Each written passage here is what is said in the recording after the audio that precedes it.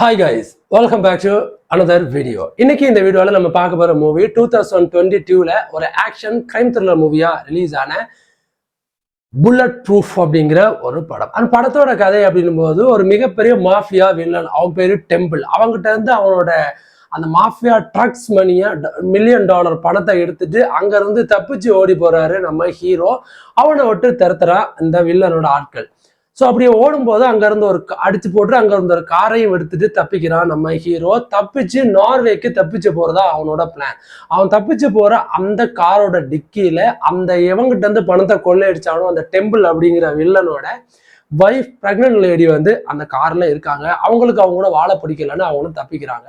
So இந்த ரெண்டு விஷயமுமே நம்ம டெம்பிளுக்கு தெரிய வருது. இவங்க ரெண்டு பேரையுமே பிடிச்சிட்டு கொண்டு வா அப்படின்றாங்க. வைஃபை உயிரோடையும் பணத்தை திருடிட்டு போனமாவும் கொண்டுட்டு வாங்க அப்படின்றாங்க. ஸோ வில்லன்கள் இவங்களை விரட்ட ஆரம்பிக்கிறாங்க. ஹீரோவும் அந்த லேடியும் ஓட ஆரம்பிக்கிறாங்க. இறுதியில இந்த ஓட்டம் எங்க போய் நிக்குது அப்படின்றதான் இந்த புல்லட் ப்ரூஃப் படத்தோட கதை. இந்த படத்துல எனக்கு பிடிச்ச விஷயம் அந்த படத்தோட ஸ்டோரி தான்.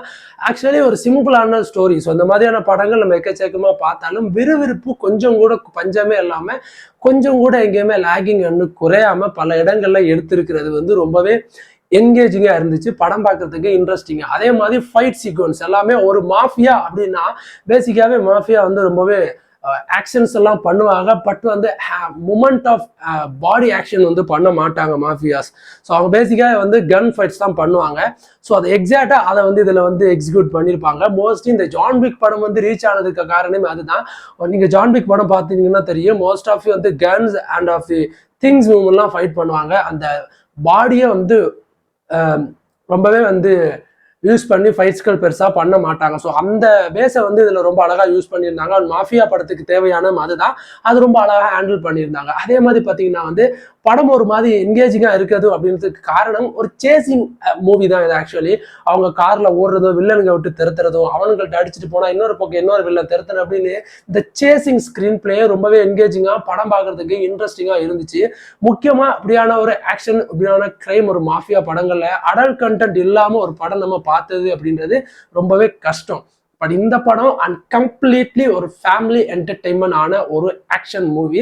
அண்ட் எங்கேயுமே ஒரு சின்னனா கூட ஒரு அடல்ட் கண்டென்ட் இல்லாமல் இருக்கும். அதே மாதிரி ஃபைட் சீக்வன்ஸ் எல்லாமே தரமாக இருக்கும். கைன் ஃபட் சுட்டோன்னே அப்படியே புல்லட் அப்படியே மண்டை வெளியில வர்றது, ரத்தம் பீச்சுக்கிட்டு அடிக்கிறது அப்படின்னு ரொம்பவே ஆர்ரைட்டரான காட்சிகளை ரொம்பவே அழகாக காமிச்சிருப்பாங்க. அண்ட் ரிவெஞ்ச் கேட்டகரி மூவி அப்படின்னாலே நமக்கு ஒரு தாட் இருக்கும். அந்த தாட்டெல்லாம் உடைச்சு இந்த மாதிரி கூட ரிவெஞ்ச் எடுக்கலாம் அப்படின்றது ரொம்ப அழகா காமிச்சிருந்தாங்க. இறுதியில ஹீரோ ஒரு சாக்ரிஃபை பண்ணுவாரு. அது என்ன மாதிரியான சாக்ரிஃபைஸ் அப்படின்றத வந்து பாருங்க. ஒரு ஹாப்பி என்டிங்கா தான் படமும் முடிச்சிருப்பாங்க.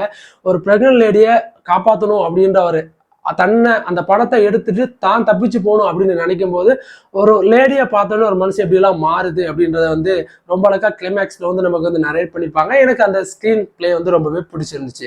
அண்ட் ஓவராலா அந்த படம் அப்படின்னு பார்க்கும்போது ரொம்ப நீட் அண்ட் கிளியரான ஒரு ஃபேமிலி ஒரு ஆக்ஷன் என்டர்டைன்மெண்ட். இஃப் நீங்க ஒரு ஆக்ஷன் த்ரில்லர் மூவியான லவரா இருந்தீங்கன்னா டெஃபினட்டா இந்த புல்லட் ப்ரூஃப் அப்படிங்கிற படம் வந்து உங்களுக்கு ஒரு படமா இருக்கும்.